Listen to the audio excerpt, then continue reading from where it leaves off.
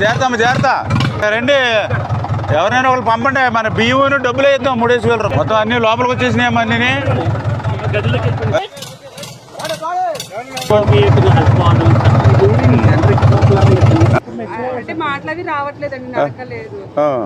అంటే మెంటల్గా ఎలా ఉందన్న? పర్వాలేదా? ఇబ్బంది? సిద్ధార్థ హాయ్, చెయ్యకూడదు ఇంకా మూమెంట్ లేదు పెద్దగా. ఓకే,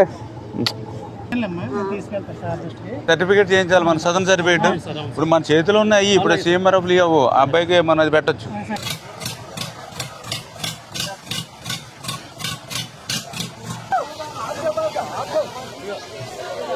ఒక 25 కేజీలు బియ్యం, 1 కేజీ కందిపప్పు, 1 కేజీ ఆయిల్ ప్యాకెట్, 1 కేజీ బంగాళదుంపలు, 1 కేజీ ఉల్లిపాయలు ఇవన్నీ పట్టుకొచ్చాం.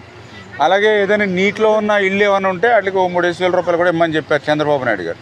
అవి మీకు ఈరోజు అందజేస్తాం.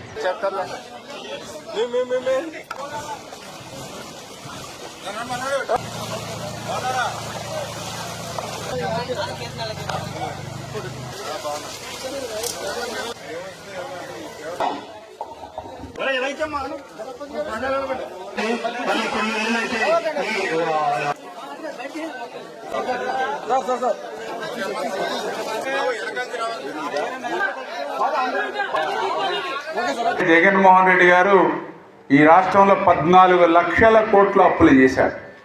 14 లక్షల కోట్ల అప్పు అంటే మీ ఒక్కొక్కరి నెత్తి మీద 2,40,000 అప్పు ఉంది మీ మీద.